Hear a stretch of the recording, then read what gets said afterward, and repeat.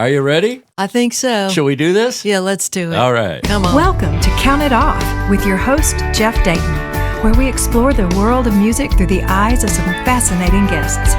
So get tuned up and let's count it off. All right. Here in Nashville, Tennessee, Count It Off Studios, we are in studio with none other than the wonderful, talented, lovely Kim Parent. Hey, it's good to be here. Thanks for coming by. I'm so glad that you had time to be on the podcast and share some stories with us and talk music and all that good stuff. Here's something you sang on, Kim. This is one of my songs from a couple albums ago called Coconut Sun. I love this stuff. Water's warm and the band is hot. Got a chair by the waves, doing nothing all day. Just me and my special someone under a coconut sun. A coconut sun. Yeah, Coconut. Kim Parent will singing backgrounds on that tune of mine. So let's get started with you. Where'd you grow up, Kim? Grew up in the great state of New Jersey, the Garden State. Really? Yeah. Wow. We grow the best tomatoes around up there. Yeah? Nobody knows it. You know, I think of a big city or Atlantic City, I and know. I don't. People really. drive they get on the turnpike or the parkway and they see that Budweiser sign and they just think we're all urban, and it's not true. Yeah, it's surprising. I remember we drove to someplace with Glenn Campbell, and I remember seeing cows. I'm going, this is New Jersey. Right. Cows, horse farms, horse racing. Yeah, we've got a lot going on the western side of New Jersey. Isn't it called the Dairy State? No, the Garden State. Garden State, that's it. Yeah. Yeah. And we got the Jersey Devil. We got the Pine Barrens. We got the beach, you know. Yeah. We got New York. It's close enough. Yeah, the beach is pretty cool. Yep. It is nothing like the Jersey Shore show. Oh, really? What Those about people are all from Staten Island. I'm not Imposters. kidding. Yeah. Imposters. They're not the real deal. How dare they? Well, you're Yeah. not too far from the big city. Right. Yeah. Right. The Big Are you Apple. from anywhere near a big city or? Well, we could see the towers on a clear day from where my mom lived. When she was older, we could see the towers, and that made it really sad when they went down. I mean, they were gone. course. They used to reflect the light. Now they have this big, huge tower representing both. Yeah. Yeah. They did a nice job, that memorial. Uh-huh. I mean, that gets the point across. If you haven't seen the 9/11 memorial, it's worth it. Well, oh, I'm my going. goodness. I'm going. I'm going to go tourist there this summer. Yeah. I'm saving up my nickels, and I'm Yeah. going to go back there because it was kind of cold, and I was there for a conference, and it's always better to Yeah. do what you're there for. So, Yeah. well, that's cool. You loved music all your life. Yeah, I did. My brother, I was thinking about, I was coming over here to talk with you, and I was like, I really have to give him a little bit of cred because I was listening to, and it's all great stuff. My neighbor was blasting like Led Zeppelin and that kind of ilk, and my older sister, was blasting like Temptations Oh, yeah. and that kind of stuff. And I was listening to the Osmond brothers and the Jackson 5. And this is a great combination of stuff. But Yeah. my brother handed me a Bonnie Raitt album. Oh, the very first one, I think it's her first, with Sweet Forgiveness and all that, changed my world. I mean, I always loved music, but that was a turning point for me. Kind of like a lot of guys I know who, when they saw the Beatles, when he gave me that album, I was like, okay. That's the real deal there, though. Yeah. Which shows that you're much younger than I am. Oh, I don't know about that. Because it was the Doesn't Beatles for feel me. like it. Yeah. Bonnie was 10 years later, but she cut her first album on Lake Minnetonka in Oh, Minnesota, where I'm wow. from. Yeah, I saw your license plate there. You got a Oh, Minnesota. I know. I have a lot of splaining to do Yeah, around this. that's right. You're Don't not get from pulled around over. here. That's right. You're not from around here, are you? Where are you from? I said, Oh, you got like Switzerland. salt licks in your trunk, man. What's like ice skates? Yeah, well, it's so fun to have you here. I was looking through your bio, and for those of you who don't know Kim, her bio even says you may not know her, but you have heard her. And listen to this list of artists, and we're going to cover this. Lionel Richie, Christopher Cross, James Taylor, Carole King, Reba, Brooks Dunn, Trisha Yearwood, Michael McDonald, and the Grand Ole Opry. Yeah. Check it out. I mean, that's quite, speaking of giving some cred, Yeah. that's amazing. Yeah. If someone's out there that is like young in the music business, I didn't plan much of that. I mean, my mouth to God's ears. I just said, when people said, you want to do this XX gig, I just said yes. Mhm. Right. Mhm. even though it was like, oh, wait, but my dream is over here, I just said yes anyway. And it led to all this really super fun, amazing stuff. Yeah. What took you from Jersey to Nashville? Honestly, it was some of the Judd's earliest music. Mm-hmm. And some of the other artists that like Mary Chapin Carpenter and Kathy Mattea early.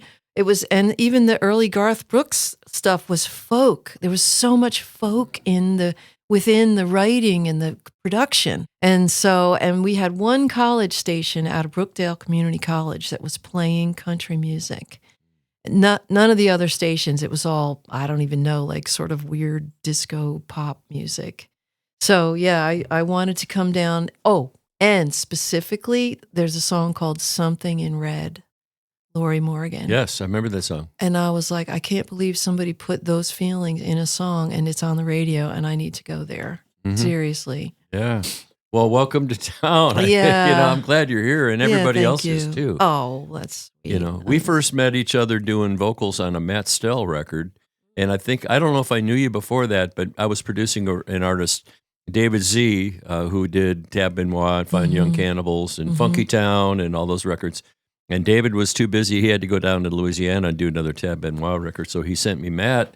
And Matt, we did that over at Ronnie's place, at Black River. And you killed it. I mean, it was so nice. Oh, it was a pleasure. Yeah. It was beautiful. I mean, I was impressed with him and the songs and the production and the studio. It was a beautiful gig. Well, thanks. I was grateful to get to work on that. And, now he's on Universal and he's got big records. And he just got back I just saw him. He was in Cancun. And we were at the Walmart at like the early hours when nobody recognizes you, Yeah. And he had gotten married the day before in Cancun. So he's taken. But he's a great guy. Dag-nabbit. Yeah, dag-nabbit. Well, he's a tall drink of water. Yeah. Arkansas boy. They call him Stretch in the basketball court. About 6'7". But yeah, that's where we first met. And obviously your voice is amazing. And then I remember Marsha Ramirez was part of the mix then for all of us. And Marsha was part of the Daisy Mallory stuff that I did. And I found out how dang high you got to sing over Daisy. And Marsha was just like, this stuff's high. Yeah. But when she's a trooper. Yeah, and I talked about using the two of you together, and I think Marsha said, well, usually people pick one or the other because you're both so warm. No. And alto. Oh, man, when you get us together, you can't even tell she and I can't tell which is which. It's angelic when we sing together. So. Well, and that's Marsha's voice on doing the intro here. So, Marsha does this. We'll get back to the conversation after this short break. Isn't that something? It just makes me smile, man. It just makes Marsha me Ramirez. I got all these cool, groovy buttons on here. So, that's great. Well, let's check out another thing that you're on. This is Glimmer of Hope, Kim Parrott. Oh, my goodness. Y'all check it out. That's got a long intro. That's all right. We'll skip into it. Here we go. All I want is still within my reach. It's a glimmer of hope, a slice of a chance, just enough to keep me looking past my present circumstance. A tiny little knot at the end of my road keeps me pushing on forever, a glimmer of hope.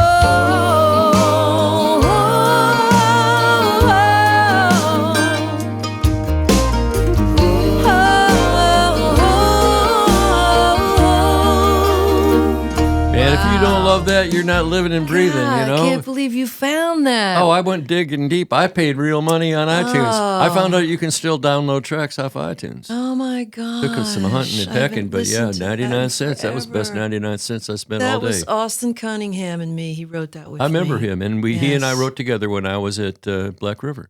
That was one of those songs. That was a title, and I had a little piece written. And it was, if you're a songwriter, it was like, I had to birth that song, and it had to happen fast. Yeah. And we were all in a writing pool down there on Music Row. I was a lot younger, and he was younger, and now he's in Texas. I He think. moved back, I heard, yeah. Yeah, but I was like, Austin, Can we please write this song? It's never going to get cut. It has to be written. It has to be birthed. And he just went right along with it. You know, I say a lot of songs you work on and we labor over them, but some are delivered whole. Yeah. And that probably was one, wasn't it? It was close. Yeah. Most of it came out. There was like a little leg left we had to work on and stuff.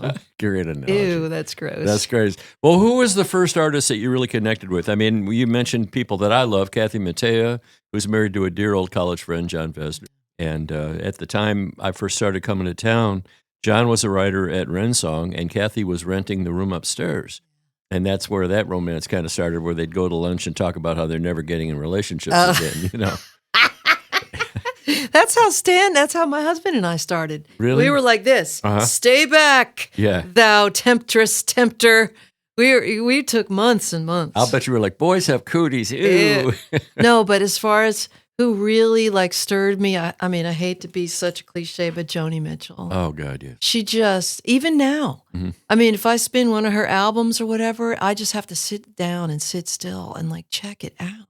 Yeah, back in my hippie days down in southwestern Minnesota, where it snows sideways all winter long, we were digging in deep to Joni, you know, For the Roses and Blue. I wish I had a river I could skate away up.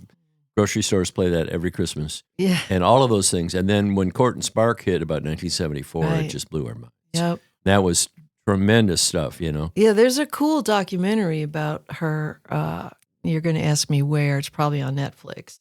Really cool. Like, she's just a child, you know. She's like barely, I don't even know. And she's playing in that, what's that round building in London, you know, the famous Albert Hall, maybe. And she's just like a child, and she's just singing with her blonde hair and her Canadian face and and the whole place, you could hear it drop. Well, her voice was that way. You needed to listen to every breath. Man. I remember the dynamics. Her version of Woodstock was the one that got everybody going. You know, when she was affiliated with David Crosby, teaching her open tunings and things, and she was right in the. She was teaching him open tunings. Really? Come on now. Yeah. Well, let's watch the documentary. Yeah, well, let's do that. We'll go research that. But anyway, I saw Joni on one of the honors shows that they did, and they brought her out to sing.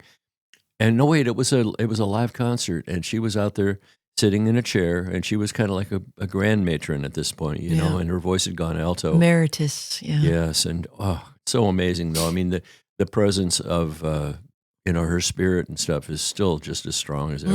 Well, that's a great, and when we just listened to a Glimmer of Hope, that's that folk production that you were talking about that I think is kind of signature for Nashville.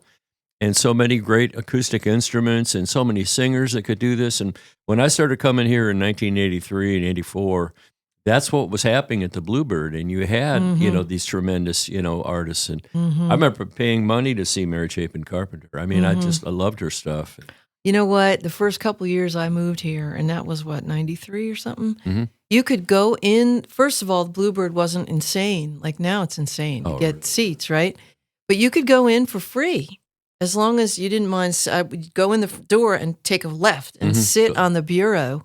Or sit in the bleachers. You could sit in the bleachers. In the pews. Or on the bureau there. They didn't have all that merch. Yeah. And I sat there night after night, early show, night after night after night. I just soaked it in. Anybody and everybody that was there, if I didn't have anything to do, went over there when you could park. And you could just walk in. It was amazing. Yeah. What about Don for $1? Remember that? I do. I remember being in the early show before his Don for $1. Don Schlitz, who wrote The Gambler, his number one song of all time, And there was, you could go see him for $1. And it's so kind. Like, that's so kind of him, you know? And he was teaching everybody in the room for $1.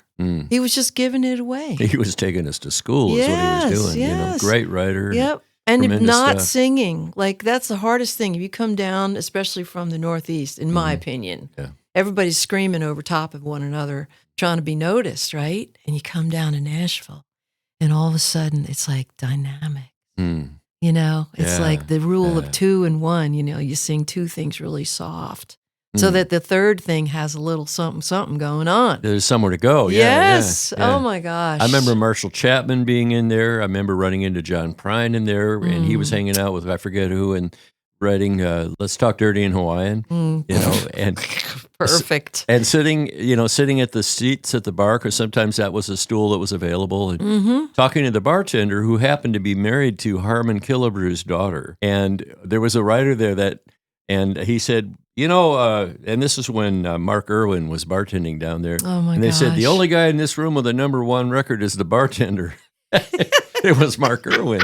And he'd written Here in the Real World for Oh my Alan Jackson, gosh, and he was Mark still tending Irwin. bar. Yeah. But you could walk in, as you said, on any given night. And Mike Anderson on Monday nights, and gosh, what an institution! Yeah. And Barbara Cloyd was doing the open mic Uh-huh. night, and you got a verse and a chorus, and then you you know were done. what? I didn't know how lucky I was, honestly. Yeah, those Because were good days. I was in New York at like a Muddy Waters thing, and I was with my two producer friends, Fred and Rich, and we had my songs on a cassette, okay? And what was his name? Wolf Stevenson, who managed Muddy Waters, was hanging around, and he looked important. I didn't know who he was. But my two friends would not let me leave the room until I went up to this important-looking dude and gave him my cassette. Wow. I mean, I'm timid, right? Oh, sure. Right. So like months goes by, and out of the blue, he calls me. He's in Memphis. He's like, this is pretty good. What are you doing with it? And I was like, well, I don't know. I mean, I don't know. I was like, I can get to Nashville if you can come hear me.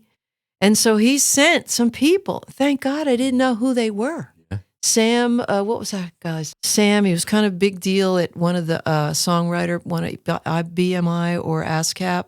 Craig Bickhart, like the audience was kind of full of like some heavyweight dudes, and I didn't know it. And I was just down there with the bad New Jersey clothes and a bad attitude and cussing like a sailor and smashing my boots on like we do up there. Uh-huh. But out of that showcase, I ended up getting work. Oh. I mean, I lived in New Jersey, and people were like, when are you coming back? We'd like you to sing a demo. And I was like, really? Isn't that great? I mean, I was stomping around New York. I couldn't get arrested.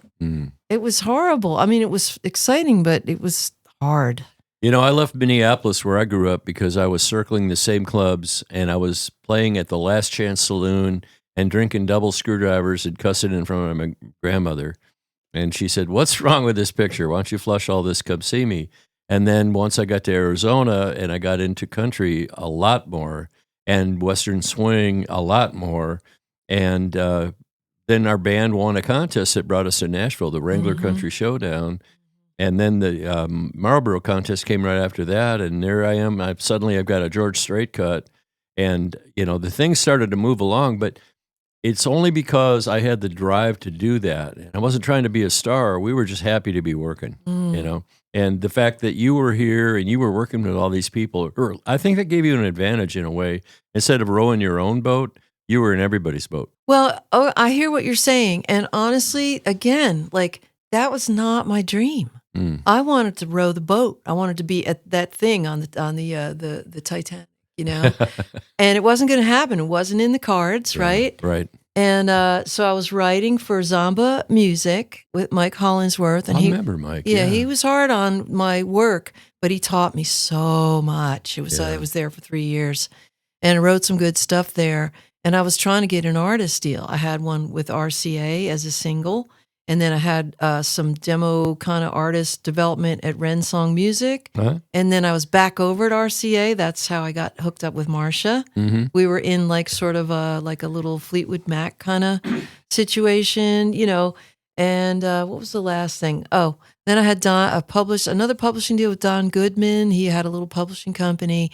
And in the meantime, in between all of that, I was singing demos, but I started getting pulled over into background vocals. Mm-hmm. And Byron Gallimore. Yes. And for those who don't know, Tim McGraw is the guy. Jody Messina, Jessica Andrews, Phil Vassar. I mean, and he started using me on all this stuff, and I was upset because I wanted to be Jody Messina. I wanted to be, somebody like that. And hence your bio. You don't know Kim Perry. Yeah, You've heard her. I mean, it was so funny because if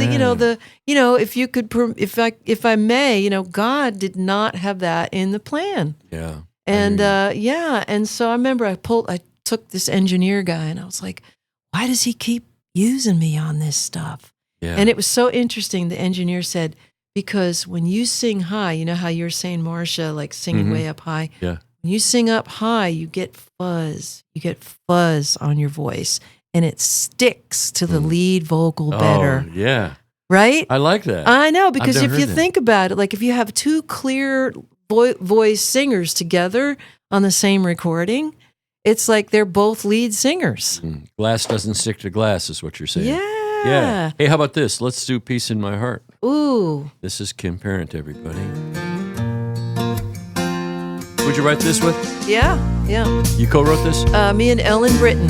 Oh, Ellen Britton. Yes. Wonderful. Love Ellen. I run around like a fool sometimes, racing the clock, chasing nickels and dimes. I lose my smile, and by the end of the day, I'm wondering why I'm living this way.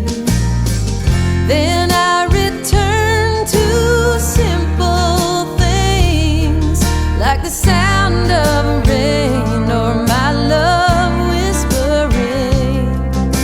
And that's when I feel real peace in my heart. That's when I feel real peace in my heart.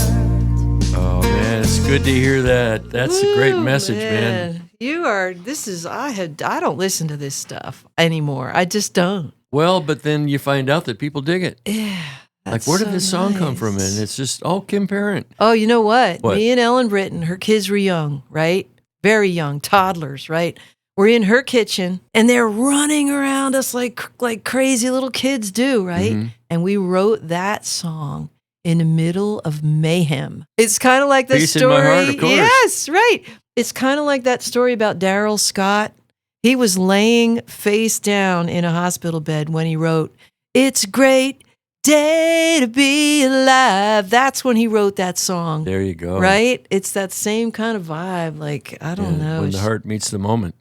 And there, I mean, if it weren't for the chaos, you probably would have never thought of that title as wanted to write it. I know it. Isn't that funny? I love that. I love that. Well, let's go through some of these people here that, I named off earlier. We're doing a lot of heavy name dropping, so watch your toes. Lionel Richie. Yeah, I was at an award show out in Vegas, and he was featured. He was one of the featured artists. And me and Bob Bailey, another amazing background vocalist. This town is full of crazy aren't they? talent.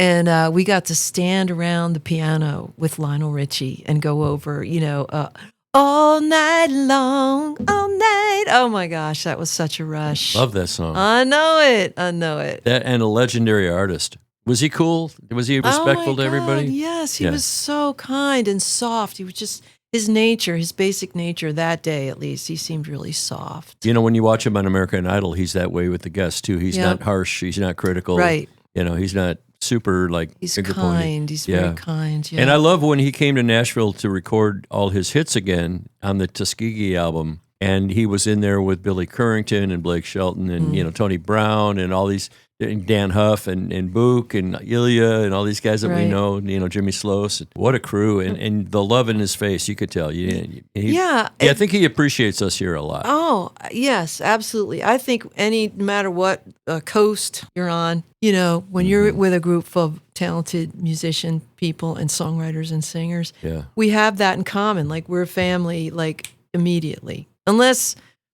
somebody comes in with an enlarged ego, That happens. which can happen. Yeah. But it's kind of discouraged in Nashville. Yeah, true that. I mean, you have to have it to do what you do, but yeah, I don't Okay. know. Here's speaking of songwriters and singers, how about this duo, Carole King and James Taylor? Wow. Now you've been, or at least I saw you in a picture with James Taylor. Yeah, I didn't get to sing with him, but he knows Christopher Cross, Mm-hmm. right? I mean, all those cats from that ilk, they know each other because they kind of came up together. I was singing with Christopher Cross, and Christopher's friends with like the Beach Boys and Michael McDonald and James Taylor. So he took us to see James Taylor in Austin.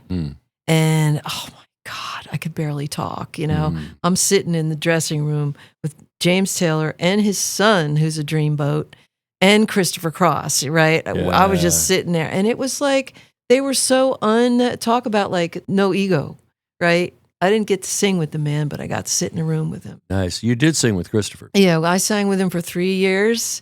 Great boss. Took us overseas, took us to Japan and Germany and I love it. parts of Mexico, and places that I never thought I'd get to see. The music does pave the way. Mm-hmm. That's tremendous stuff. Well, I remember sitting next to the two of you at a concert to go see Eric Johnson when he was here at City Winery. Yes. And I was writing with a gal named Ariel over at a little publishing company that didn't make it 2 years.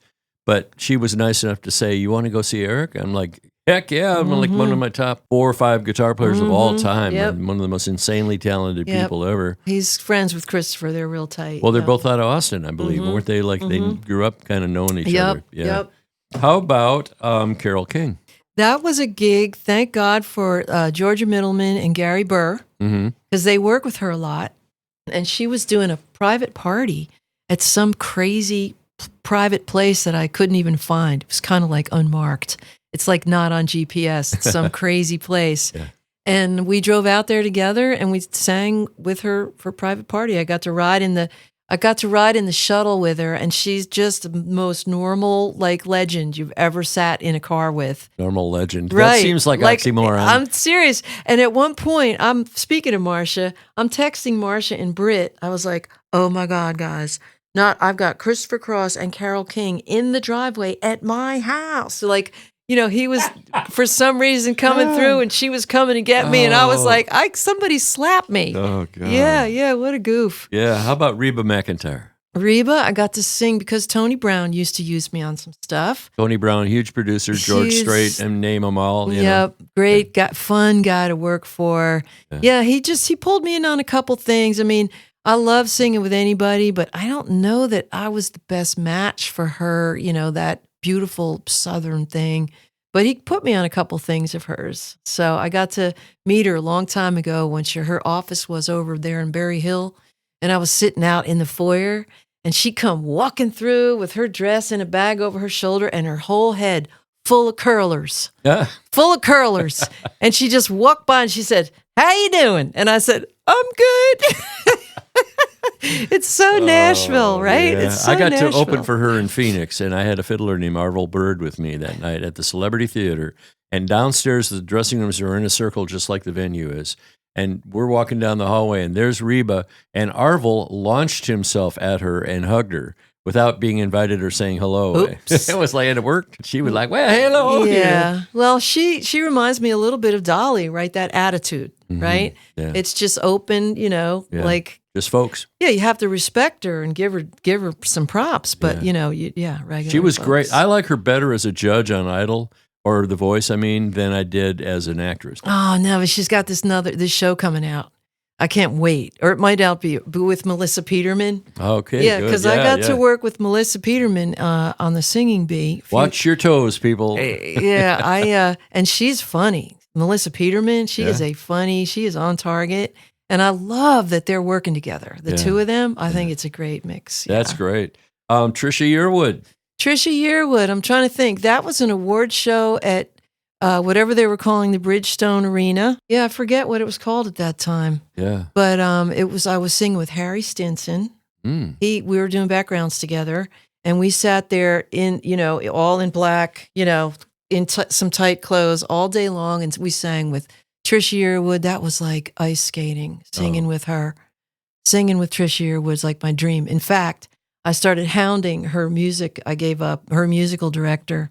I forget his name, but I just started hounding him for about a week. I was like, please, like, Wasn't give me Johnny a shot. Garcia, was it? Yes. Yeah. I was hounding that poor man to like give me an audition or put me on a gig with her because it was like ice skating. It was the most beautiful. Anyway, so I think Deanie was with her for a long time. Yes. Deanie Richardson. Yeah. Yeah, because I remember she came to Branson, and she was wonderful. Yeah. When I was there with Glenn, she was opening for us. Yeah, this town, man. Yeah. Just when you think you've met everybody who's possibly great, forget it. They're coming out of the woodwork. I'm sure you heard the story about when Tony Brown was the head of MCA, and they were pitching a female artist to him, and he listened to the songs. He goes, that's Trisha Yearwood. I hear her voice all the time. You want her to have a deal? I love her. We all love her voice. Okay, sign her up. It was just like that. Just like that. Because she was singing everybody's demos. Right. Yes. When I first moved to town, they were pitching to me as an artist wannabe, and her songs, the stuff that she sang, used to like make me tear up. Michael McDonald. Yeah, Michael McDonald was friends with Christopher. So when we were out touring, the very first thing, Christopher, we did like Marcia and I, we were like on cloud 9. Oh, bet. Because we were working together. Like she said, like a lot of times it's either or. But we were working together with him. And the first thing he did when we had a day off in California, he took us to Michael McDonald's house. Oh, I like that. Oh. Here's a little bit more Kim Parent singing on one of my songs called Tropical Troubadour. Speaking of Michael, a little bit of piano. I felt the music since I was a kid. I might have to skip ahead. I'm more like my dad than my mom would admit. I love the water and I play guitar. I guess the apple doesn't fall too far. I love an E to a G-sharp chord. Sometimes I sleep in my 89 Ford. Whoa, I'm just a tropical troubadour. Get the party going, Kim Parent. Come on. Come on. Let's jump ahead here a little bit. I love it. Sing for myself. Don't get vertigo, folks. It's okay. Well, people Somebody's in charge. How sweet it is. Yeah. I finally know what I'm here for, to share the aloha from shore to shore. Whoa, I'm just a tropical. Whoa, can't keep my pockets full. Whoa, I'm just a tropical troubadour. That's funny. Oh, Brother Michael. Yeah. Can't keep my pockets full. Yeah, I'm feeling tropical. And you know, the fun thing about Nashville, the band here needs kudos. I mean, that's Lonnie Wilson, Mike Rojas, Scotty Sanders, Jimmy Carter, and Brent Mason. He's just getting started. Yeah. Can you find me somebody that sounds like Brent Mason? Yeah, we got Brent. Who dat? Oh my god. Sounds just like Brent. Oh, it is Brent. Oh, yeah. Yeah, but and man, just what a pleasure to, everybody in town knows somebody, and you get here long enough. If you're coming to town, welcome to Nashville. I mean, it is. And try to be a little patient. Yeah, we've talked about that in other shows too, that being a good hang is better than having a resume. Right. Yeah. In a lot of cases, that's right. That is so right. When Kathy just said that to me. Kathy Mattea. Yeah. She's taken me on some of her work live shows. And after we were done the Christmas tour, she said, thank you for whatever we're doing on singing together. And she said, and you're such a sweet presence on the bus. Oh. I mean, it's important because you're in this little fuselage flying down the road. You're stuck together for 3 weeks.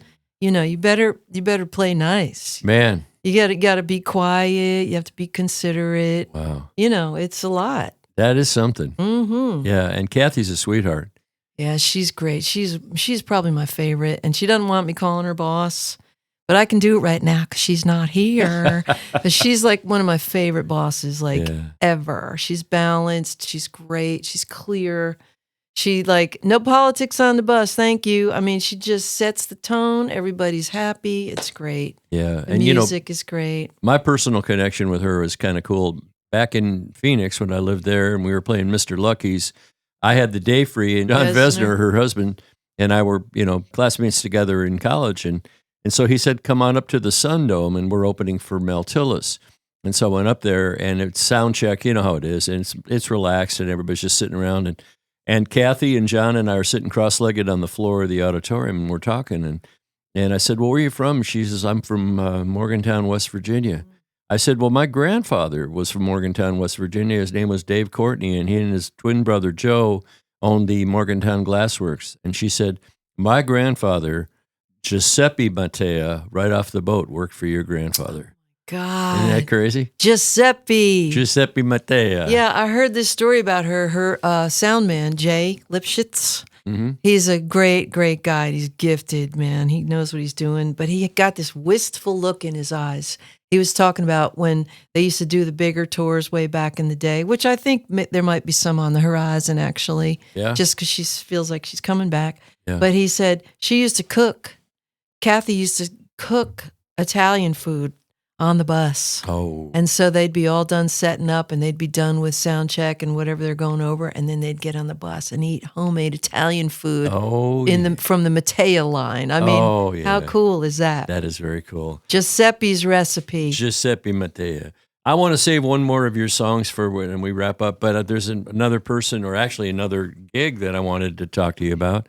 How about the Grand Ole Opry? Oh, my gosh. Everybody knows the Opry. Everybody loves the Opry. They come to town. They spend big money to go to the Opry. Yeah. There you are. Well, it was, I met Steve Gibson, who was at the time was the musical director up there, out on one of those award shows out in L.A. where I got to sing with all those greats. Mm-hmm. And I was like, I was all that. I was in the right clothes and everything. And he was like, would you ever want to sing on the Opry? And I was like, shut that front door. I was like, that's a New Jersey knot. Yeah, that right. I was like, heck yeah, And so when I got back, when the tour was ending, it was the perfect bridge. The Brooks and Dunn tour was coming to an end. We did 6 years with them, the 3 girls, and that was amazing. And I was like, I don't know what I'm going to do now. And I was up at the Opry. I live right down the road from it. Mm-hmm. It's like the coolest gig in the whole world. I mean, I got to see people I never would have gotten to see.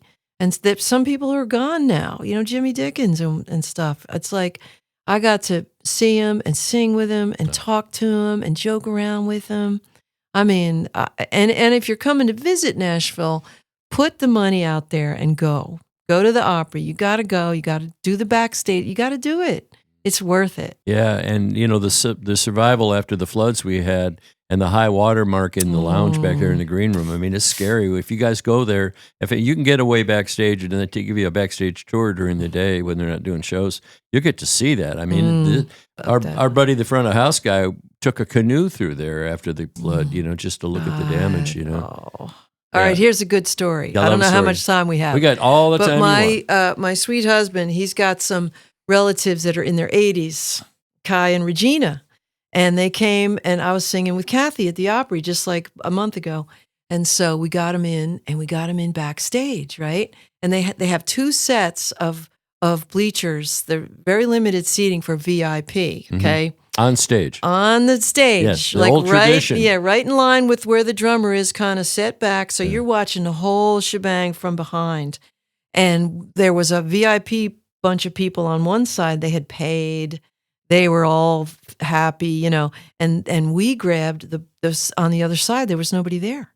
And so, they were settled in, and Stan was there, and Kai and Regina, and they're eating their popcorn and they're drinking their drinks. And all of a sudden it's like, and tonight, ladies and gentlemen, let's welcome our VIP. And these huge spotlights, they were like possums in the headlights. They were like with popcorn dripping down onto their shirt. And they were like, oh, hey, they were on the big screen. We don't dare move. They're still talking about it. Yeah, they got it. Yeah. That's great. Yeah. I remember seeing you in the band or in the group, that vocal group. What was the gal's name that led that group? Blonde hair. Oh, Nora Lee. She's such a sweetheart. Oh, yeah. Man, I know that she's been... we lost her, she's gone now. Oh, really? Yeah. She was so helpful to the singers. I've talked to other singers that said she was whispering my parts to me before, She was like a machine. Her brain... She had every single song locked in her brain, and then she gets a Jersey girl like me, and most of them, which I'd never heard or heard once, in the back of my dad's car riding down the road. Nora Lee would lean over, literally, in the middle of the song, and in a different key, she would sing me my part, which was different from her part, and she'd be, and here's the lyric, and here's what you're going to be singing. Okay, you got it? In the middle of the song that we weren't. She was amazing. Oh. And she was so kind. And she would bring us earrings. She would bring things from her closet of like all these, stage-worthy earrings and necklaces and bracelets and stuff. And she would give them to us. As they say in The Mandalorian, this is the way. Yeah. That's what Nashville does for each other. Yeah. And, when you get to that level that you've been on, you get to experience the joy of watching all those people come through. You know, I think I was with Sarah Darling that night. Maybe that was a treat for me. Talk about that in another show. But Kim, thank you. Gosh, there's so much to ask about. But let's play a little bit more of your music, okay? Yeah, thanks for having me. What a blast. Oh yeah, it makes me remember like how amazing. It right? does. It's just an amazing place to be. It is. It's the best music town in the world, in my opinion. Would you agree? God of mercy, hear my prayer. Woof. Guide us through this night. Let the wings of your angels caress the air till the glorious morning light. Give us freedom from our darkest dreams as we come to know your boundless love and come to believe your plans for us are good. That's Kim Parent, everybody. Our guest this week on Count It Off podcasts and fresh tracks. So glad to have you here, Kim. Thank you so much for having me. I really enjoyed it. You're a beauty. You know, you're a queen among queens. And thanks so much. So all you got to do now is, first of all, do you have anything you want to offer everybody out there? You know, have a message, or you kind of want to share something? Oh, just like I said earlier, you got to be patient. And you got to play well with others. You know, you got to be a good hang. I mean, if you're young and you're frustrated and you're impatient, I know it's hard. Yeah, I got here and I was an eager beaver, and I was walking around with a skinny tie and a briefcase and going, you know, like all gerbil up people's legs, like, hey, blah, blah, blah, you know. They didn't want that. They play me the song. A little bit of it, you know, a little bit of hustle. But then, you know, try to trust the God of your understanding, you know, and walk in the room with integrity. Conduct yourself with integrity. Beautiful message to leave us. Okay, again, Kim Parent on Count It Off. I'm your host, Jeff Dayton, and you don't have to go nowhere because there's more. But all you got to do, Kim, is say bye-bye. Okay, bye-bye. Bye, everybody. Hey, baby. Thanks for joining us, and we hope you enjoyed this show. We invite you to check out all the other episodes and share this channel with all of your friends. Until next time, peace.